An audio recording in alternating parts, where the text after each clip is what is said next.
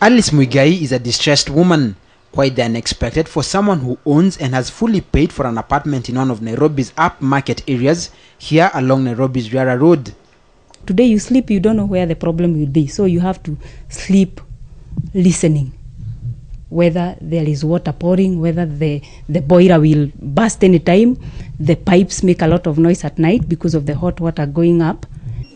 Indeed, what a contrast. Unlikely scenes of buckets and pans strewn all over the floor to trap leaking water, the water leaking through electrical connections, endangering the whole building, and through walls leaving ugly stains and compromising the stability of the walls. I have approached them. They gave us 6 months probation period for the problems to be sorted out, but they didn't do anything in those 6 months. And when you call them nowadays, they say the problem is with the management, and we don't know who the management is. A floor below, the same story. Here, not even sparing one of our own, a journalist with an international television channel, this time on the same side as the victims he has over the years covered, all the time seeking redress for them. When we bought this property, we were promised so many things.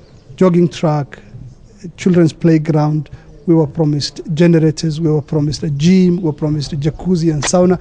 And we thought this was the dream of every person who wants to buy property.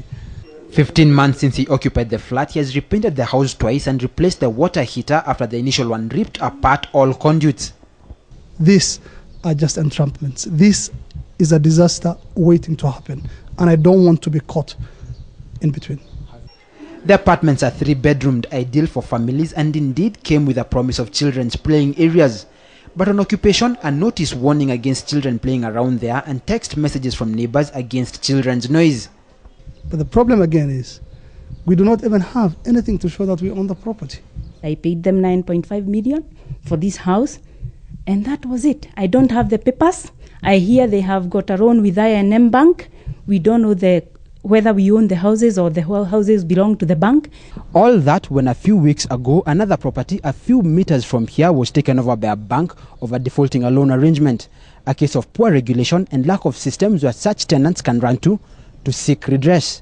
Where do you clarify that you are dealing with a person who is, what I would say, honest and is genuinely going to give you the height? That is one element where we need to have proper regulation.